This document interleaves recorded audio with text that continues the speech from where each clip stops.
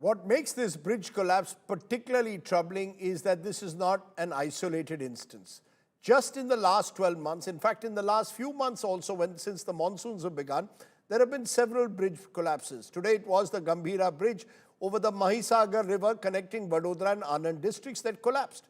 Last month, you will recall a nearly 30-year-old narrow bridge near Talegaon in Maharashtra's Pune district that collapsed, killing 4 people and injuring 32. The 30-year-old pedestrian bridge was overloaded with tourists and vehicles and was in desperate need for renewal. In June 2024, a 182-meter bridge over the Bakra River in Bihar's Aradia district collapsed even before it was inaugurated. The bridge was built at a cost of 12 crore rupees. There were no casualties. There was another bridge collapse in Bihar in August 2024. A portion of an under-construction bridge over the river Ganga collapsed for the 3rd time since 2022. It had been constructed at a cost of rupees 1,710 crores. Why do bridges collapse, even bridges which the authorities claim are being maintained? Alok Bhaumik, President Indian Association, or former President Indian Association of Structural Engineers, joins me. Appreciate your joining us there, Mr. Bhaumik. When I look at what happened today in Gujarat, there were warning signs. In April this year, an Ahmedabad-based news journalist reported the dilapidated structure on camera.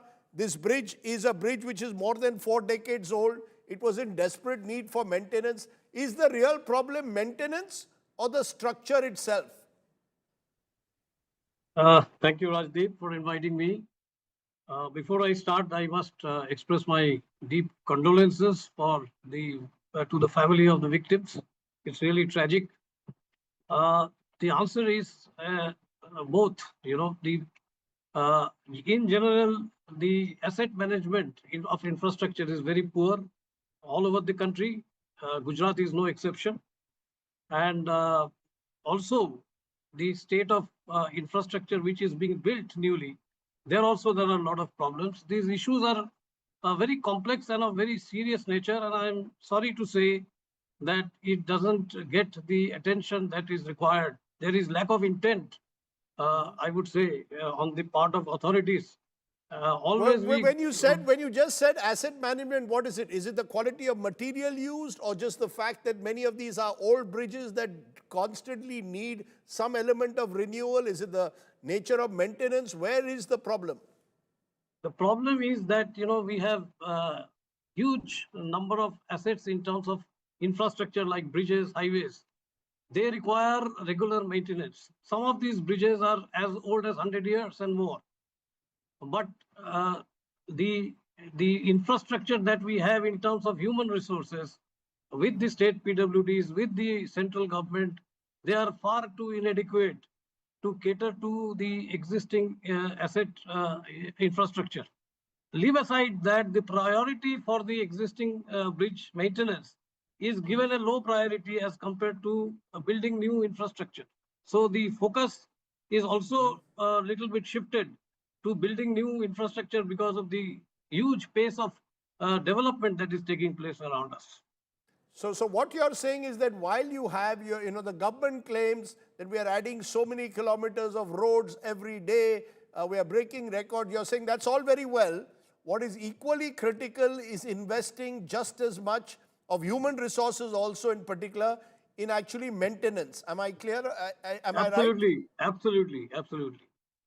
Is that the only reason, or is there, dare I say, corruption? We've seen it with roads, newly built roads, develop potholes. Is there a corruption problem when it comes to the quality of material that is being used in some of these bridge building? Rajdeep, there are number of issues. Corruption is one of them, a major one. But there are a number of other issues. Number one, I would say, is that our profession of civil and structural engineering is not a regulated profession.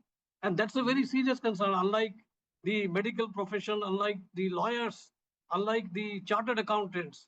We are, we are responsible for the built habitat. And therefore, the profession has to be regulated.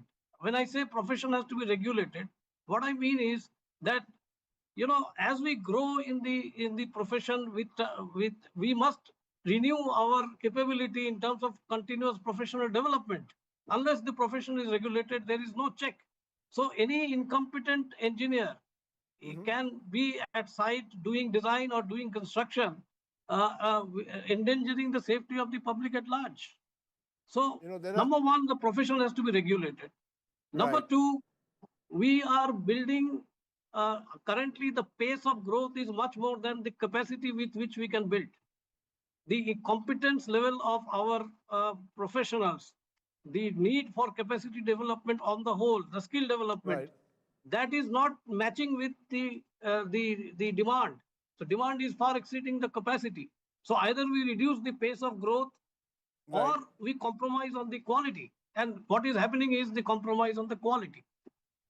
You know, Alok Bhaumik, you're raising several issues. I hope there is someone out there listening to you, because in all the talk which is often put out of the number of bridges being built, what is critical is safety and quality. And as you said, proper regulation. For joining me and speaking so plainly right at the top of the show tonight, I appreciate you joining me. And as you also said, our thoughts and prayers are today with the families of the victims of this horrific disaster in Vadodara.